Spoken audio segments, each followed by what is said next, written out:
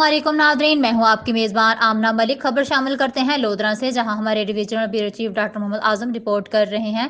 Additional inspector general police से जनूबी Punjab doctor एहसान सादिक ने लोधरा का दौरा किया। RPO मुल्तान जावेद अकबर रियाज भी हमरा थे। District police officer Lodhran Abdul Rauf Babar ने इनका इस्तकबाल किया। DPO ऑफिस में पुलिस के दस्ता ने एडिशनल IG डॉक्टर एहसान सादिक को सलामी पेश की। Additional inspector general police south Punjab ने DPO ऑफिस में पुलिस दरबार से खिताब करते हुए कहा कि दरबार इनकाद का मकसद अफसरान और जवानों के मसाइल सुनना और हल करना है। उन्होंने कहा कि लोगों के जानो माल की हिफाजत, इंसाफ की फराहमी पुलिस का बुनियादी फ़र्ज है।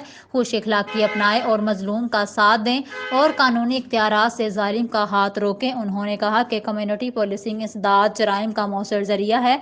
अच्छा काम करने वाले पुलिस अफसरान की हौसला अफजाई की जाएगी। पुलिस मुलाजमीन की वेलफेयर अवलीन तरजीह है। इजलास में DPO अब्दुल रऊफ बाबर ने ब्रीफिंग दी। जिला भर के DSPs और SHOs ने इसमें शिरकत की। एडिशनल इंस्पेक्टर जनरल पुलिस ने हमरा RPO मुल्तान थाना सिटी लोधरा का मुआयना किया।